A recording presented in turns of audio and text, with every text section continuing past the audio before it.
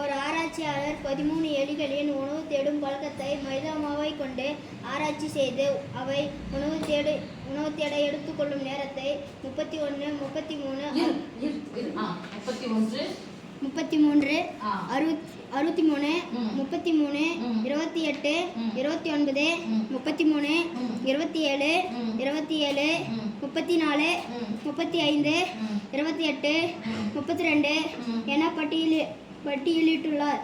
எலிகள் உணவு தேட எடுத்துக்கொள்ளும் நேரத்தின் இடைநிலை அளவு காண்க. தேங்க்யூமா. இப்போ எத்தனை எலி எக்ஸ்பெரிமெண்ட் எடுத்துக்கிறாரு? அவரு 13 எலி எடுத்துக்கிறாரு. அந்த 13 எலியும் சாப்பாடு தேட பழகிறத அவரு லிஸ்ட் போட விரும்புறாரு. அப்போ மைதா மாவு வச்சு தான் டெஸ்ட் வந்து எக்ஸ்பெரிமெண்ட்டை செய்கிறாரு.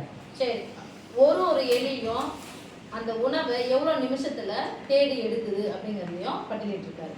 ஓகேவா? டைம், இது எல்லாமே டைம். மொத்தம் எத்தனை 13 எலியா? ஒரு எலியை எடுத்துக்கிட்ட டைம். ஓகே, இந்த நேரத்தினுடைய இடைநிலை அளவு கேட்கிறாங்க. இந்த நேரத்தினுடைய இடைநிலை அளவு வந்து கேட்கிறாங்க. நிமிஷம் என்ன கொடுத்துருக்காங்க பாருமா, டைம் மட்டும்தான், நேரத்தை அப்படின்னு சொல்லிட்டு. ஓகேமா, இப்போ இதை ஃபர்ஸ்ட் எந்த வரிசையில் எழுதணும்? இடைநிலை அளவுன்னு சொன்ன உடனே எந்த வரிசையில் எழுதணும்? எழுதலாமா? எல்லாமே ஒரே மாதிரி இருக்கிறதுனால கொஞ்சம் கவனமா எழுதணும். சரியாமா? ஃபர்ஸ்ட் 10 எவ்வளவு இருக்குதான்னு பாருங்க. 20 28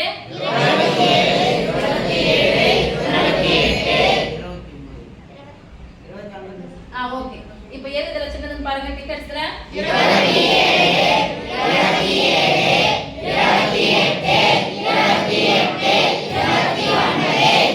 30ல பாருங்க 31. ஓகே, 32 இருக்கான்னு பாருங்க. அதுக்கப்புறம்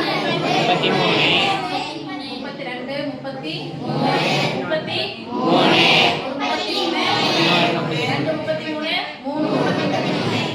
1 2 34. அடுத்தது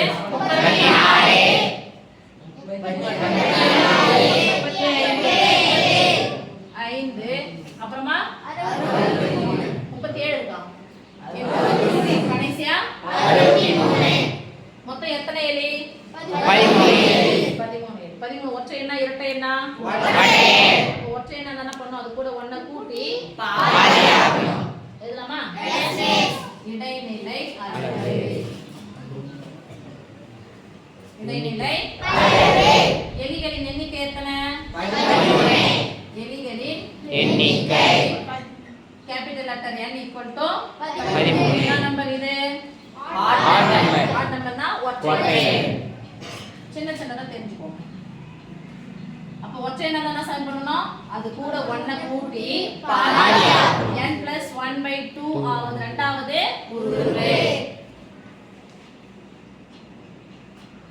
n + 1/2 இரண்டாவது உறுப்பு. n 13. 13 1 கூட்டினா 14. 14 பாதி ஆச்சுனா 7. அப்ப எத்தனாவது உறுப்பு சாமி? 7வது உறுப்பு. 7வது உறுப்பு. 7வது உறுப்புன்னு பார்க்கலாமா? Yes miss. 1 2 3 4 5 6 7 32. 7வது உறுப்பு = 32.